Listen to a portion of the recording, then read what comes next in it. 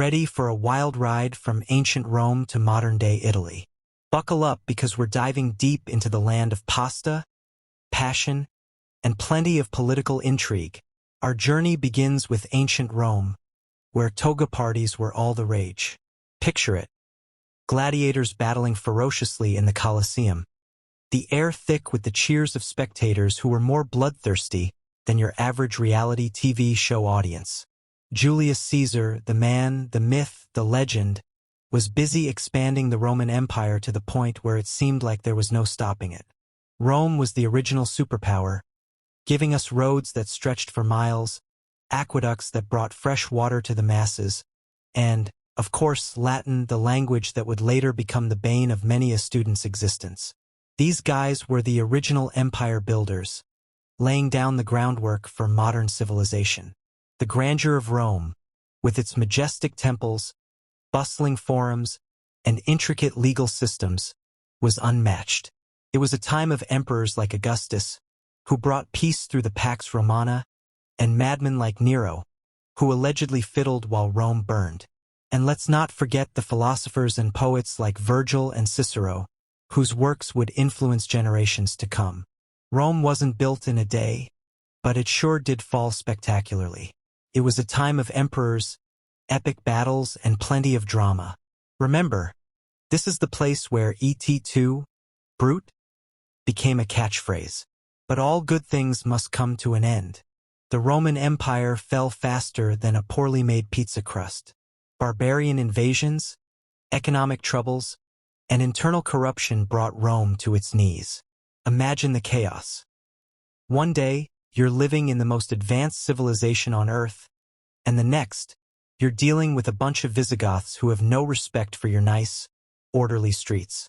The Western Roman Empire officially fell in 476 AD when the last emperor, Romulus Augustulus, was ousted by the Germanic king Odoacer.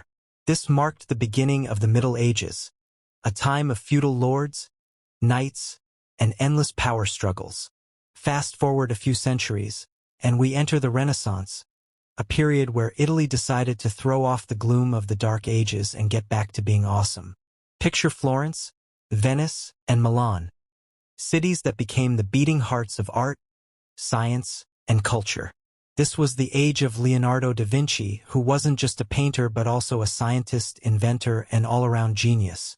Michelangelo was busy chiseling away at marble to create masterpieces like David, and Raphael was making the Pope's quarters look like an art gallery.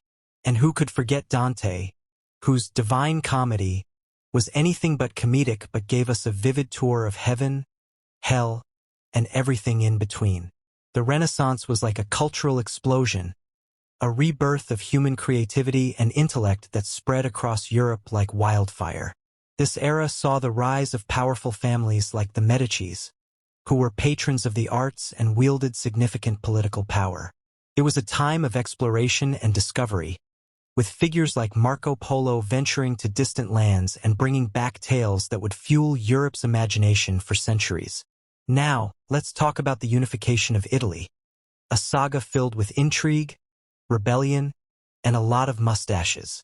By the 19th century, Italy was a patchwork of kingdoms, duchies, and city-states, each with its own ruler and often at odds with each other. Enter Giuseppe Garibaldi, the charismatic revolutionary with a penchant for red shirts and a desire to unite Italy. Alongside political masterminds like Count Cavour and the inspiring King Victor Emmanuel II, they set out to unify the country. Garibaldi's exploits read like an adventure novel, leading the charge in battles, dodging assassins, and rallying the common folk to his cause. The unification process was anything but smooth, involving wars with Austria, internal conflicts, and a lot of diplomacy. But in 1861, Italy was officially declared a unified kingdom, though it would take a few more years and the acquisition of Rome in 1870 to complete the picture. It was a monumental achievement, setting the stage for modern Italy. The 20th century brought new challenges. Italy, under Benito Mussolini, flirted disastrously with fascism. Mussolini, with his grandiose speeches and rigid jawline, led Italy into World War II on the side of the Axis powers. This period was marked by authoritarian rule, aggressive expansionism, and brutal warfare. Italy's military campaigns in North Africa and Greece were costly and ultimately unsuccessful. The country faced devastation during the war, with cities bombed and economies shattered. After the war, Mussolini's regime crumbled faster than a biscotti in a cappuccino, and Italy transitioned to a republic in 1946. This post-war period was one of rebuilding and economic miracles. The 1950s and 60s saw Italy transform into an industrial powerhouse, experiencing rapid economic growth that earned it a spot among the world's leading economies. This era, known as the Italian economic miracle, brought prosperity and modernity to a country that had been ravaged by conflict. Today, Italy is a vibrant mix of the old and new. It's a country where you can find ancient ruins standing next to modern fashion boutiques, and where the food is as diverse as the landscapes. From the rolling hills of Tuscany to the bustling streets of Rome, Italy continues to enchant and inspire. Modern Italy is also a hub of design and innovation, home to renowned fashion houses like Gucci and Prada, and iconic automotive brands like Ferrari and Lamborghini. The Italian cuisine, beloved worldwide, is a testament to the country's rich culinary traditions and regional diversity. Italy is also a key player on the international stage, being a member of the European Union and NATO, and contributing to global culture and politics. And there you have it, folks, the whirlwind history of Italy.